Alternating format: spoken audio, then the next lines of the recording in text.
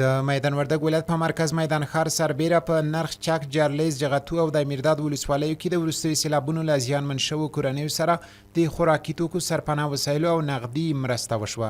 وروستیو سیلابونو کې چې کوم کورونه تخریب شوي کلي او قسمي د مختلفو مؤسساتو د حوادثو ریاست تر چتر لاندې سروې شوي دي چې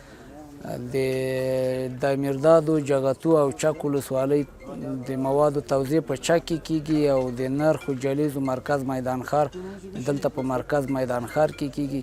زیانمن شوي کسان وایي چې وروستیو سیلابونو ورته درانه مالي او ځاني زیانونه اړولي دي. سیلاب د شپې مهال و چې راغی 2:30 بجې داسې کورونه هم زیانمن سو د چا ونړېده څوک شهیدان ورکړه سوه ټول خلک په خوب ویده وه. دوی د مرستې ترلاسه کولو سربیره غوښتنه کوي چې د کورونو کرنیزو ځمکو او لارو په بیا رغونه کې ورسره همکاري وشي. دې د موږ علاج نه کیږي وروره غیر د ځان له کالۍ نور شی نه دي راته پرېښي دي آثارو د حیوانانو موږ ته باید داسې یو کومک وشي چې بېرته موږ یو سرپناه پیدا کړو یا 2 کوټې راته جوړې کړي چې موږ وروره آثار حیوانان بېرته فصل د ژمی را روان ده یخ ده دا موږ مشکل راپسې. وروستیو سیلابونو د هیواد نورو ولایتونو په پرتله د میدان وردګ ولایت خلکو ته درانه مالي او ځاني زیانونه واړول.